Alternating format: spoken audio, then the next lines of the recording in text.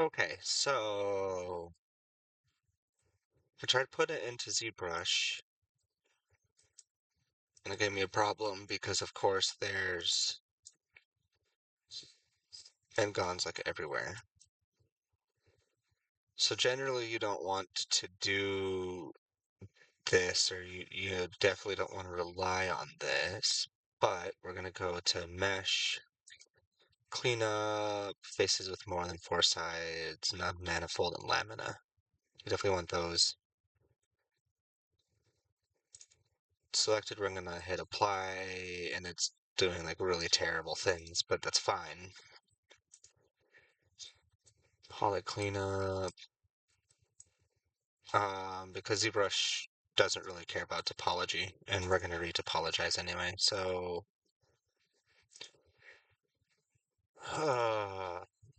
bottom, but we're gonna call this one fixed.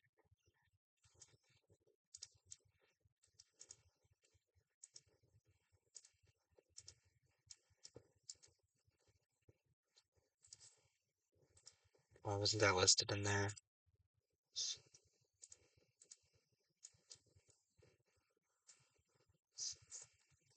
Okay. Let's, oh my god. Do an incremental save. Brilliant. Okay.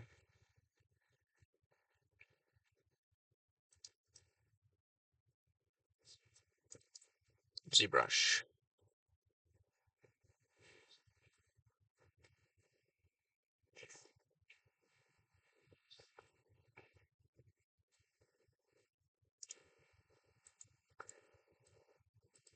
Okay, so to get these in, yeah, we need, because it might replace them. Something I've noticed sometimes. And we're gonna hit import, shell bottom fixed, grab whatever, any of these, it doesn't matter. Import, shell top fixed, open. Okay. And because we're doing the top, I'm actually gonna drag the top in first. So I'm gonna grab it, I'm gonna pull it in. It does not matter. It has not changed, even though it looks like it's at an angle and it looks like it's a different size or whatever. It's not. That's the first thing. Let's go ahead and hit T. I, of course, forgot all of this jazz. Yeah, it's chill. Don't worry about it.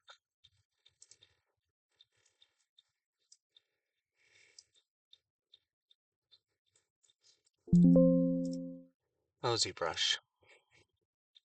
Okay, let's try this again.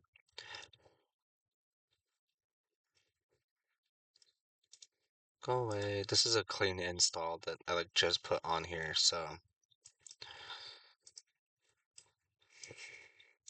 it's not got my normal things, which is just kind of weird. Oh,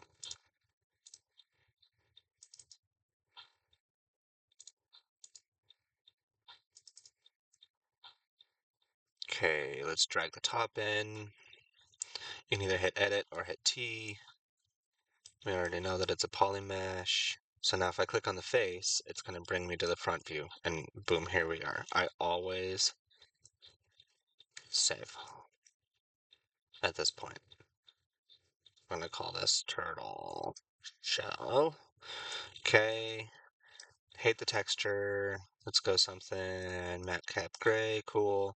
Now we're going to hit geometry, hold down shift, and hit subtool so that they're both open. Make sure that we're on the top, and we're going to hit append.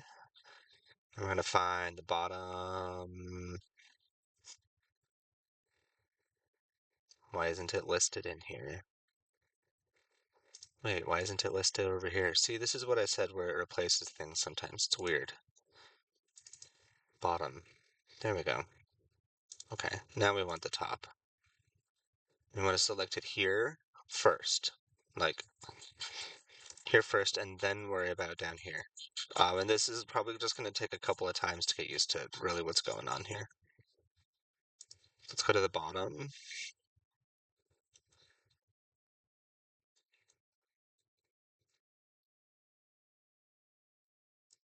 So this is how you would bring them both in and then work on them both. You can hold Alt-click to select between them or select between them here. I mean, like we're doing in class. So go ahead and hide that one though. We're not actually going to do anything with that one. So actually, I think I'm going to go ahead and delete it just so it's not confusing. But just so you know, that's how you do that. Okay, so we have this. Not enough geometry. Let's divide, divide. One more time. Delete lower. What's my polygon count?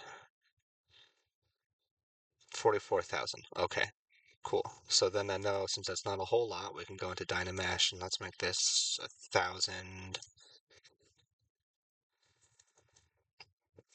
Yeah, there we go. Okay. So now we've got this really nice basic shape here.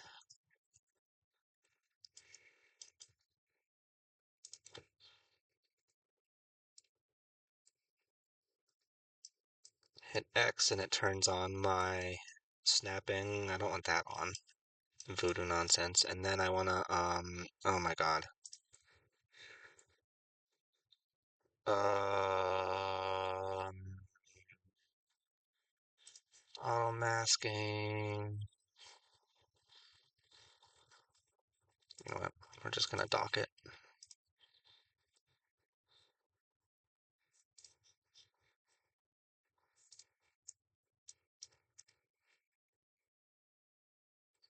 So flatten brush? Nah.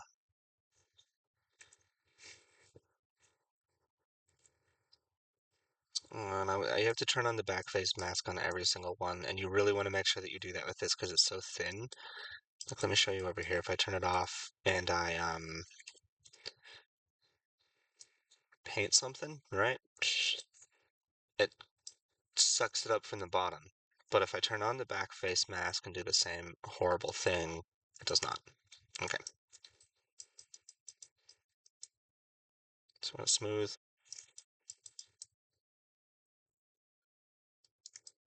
I don't want this crap. This like weird bumpy nonsense.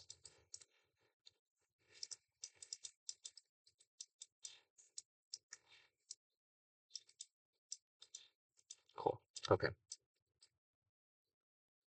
So let's snap to the top view, and turtles have these like, oh my god, that's not gonna work.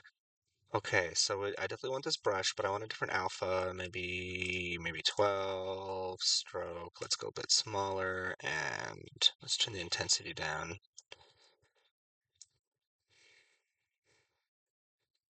I'm just gonna draw these like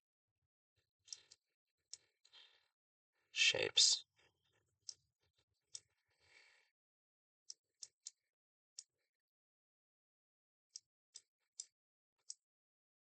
And I'm trying to not make it complicated. You're obviously going to want to do a little bit of a better job in yours. Take more time making the shapes that it should actually be. This is just kind of how I would do this theory real quick, so, or how I would make one real quick. Cool. Okay, and then I want my intensity a little bit higher.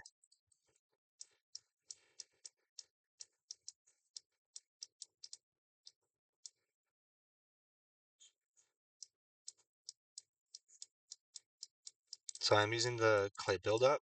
I like it much better than the standard. That's just a personal preference, I guess.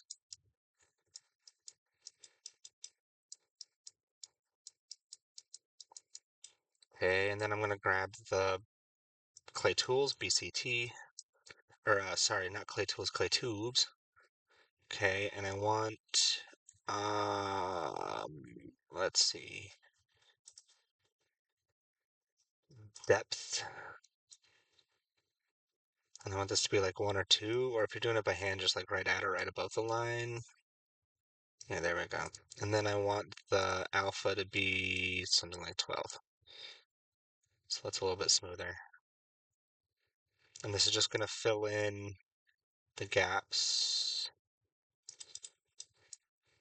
So essentially my process, I would do this a bunch of times in a row to like build up these shapes really nicely and to get them exactly how I want them because they're not flat, right? They're like kind of pointed. I guess it depends on the kind of turtle.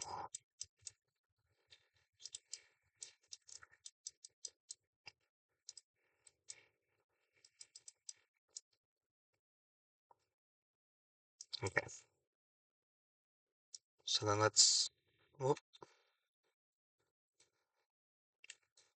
EMV, let's grab the move brush.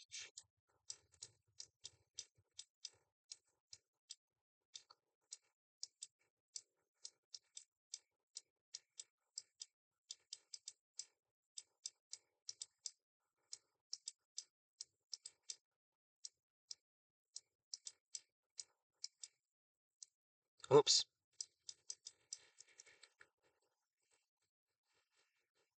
Yep, and the smooth brush too. So you gotta do every, shoot.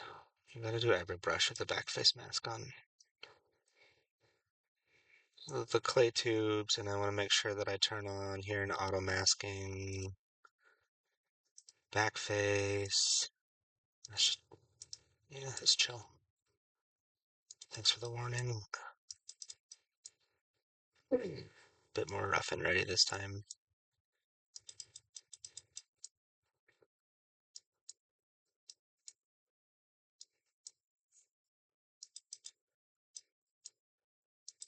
Cool.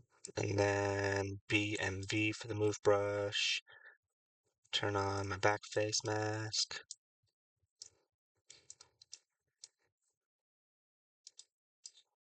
Let's kind of pull these out a bit. So when you're using the move or the move topology brush, you kind of want to work in small. Like you see, I'm just getting like little details out. No, sorry. I'm moving small bits at a time.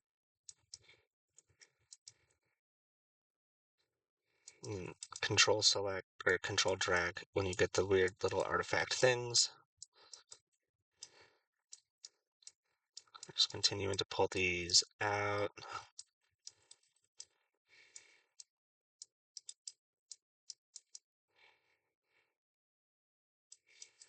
Okay, and then we're gonna grab the flatten brush.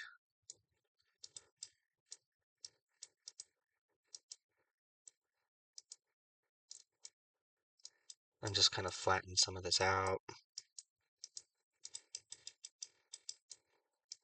This is also exactly the same process that I used to make my robot.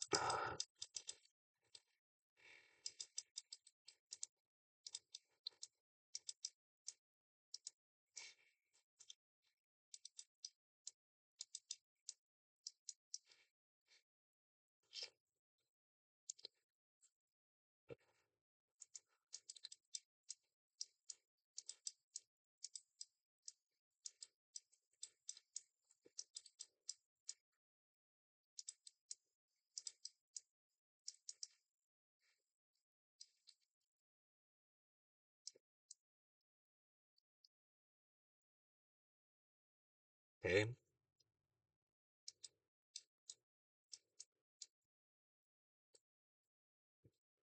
Pinch brush. You have to be really careful with a pinch brush. It can be quite destructive, I've found. But it's also pretty incredible. Definitely underrated, I think.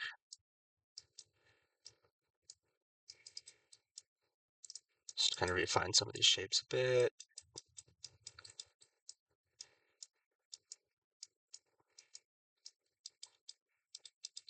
So yeah, you'll just keep doing this. You might like eventually, whoops, um, getting something smaller and start like cutting some things in.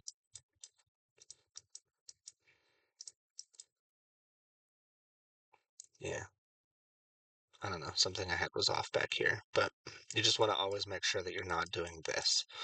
This is bad.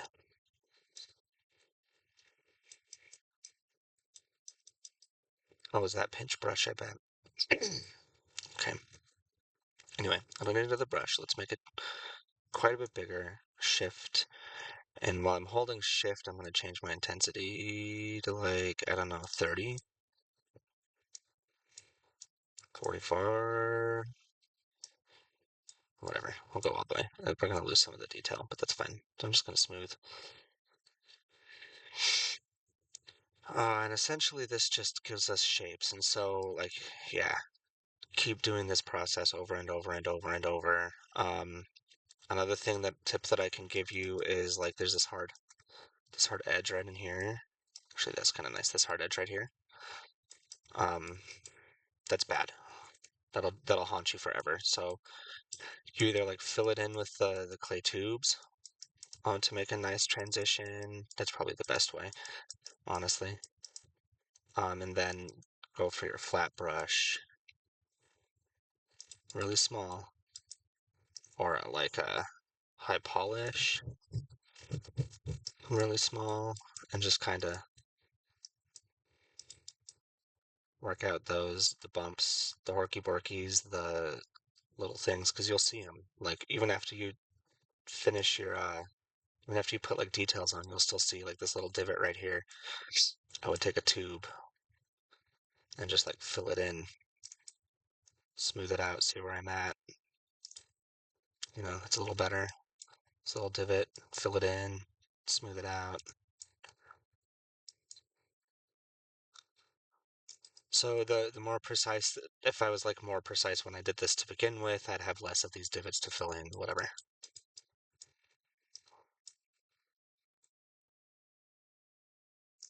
Okay.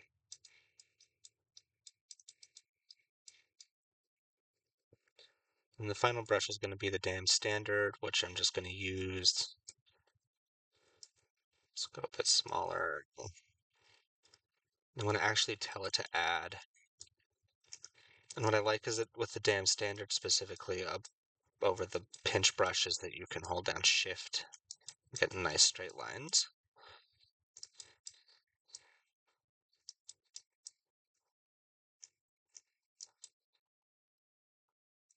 You know, that gives us some nice detail. I don't know, I'm a little bit early in the detail for that.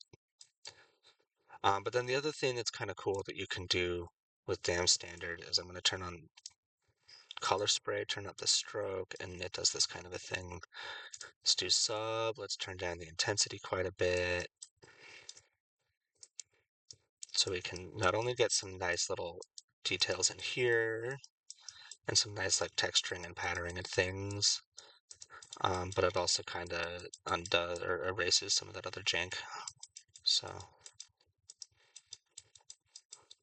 okay.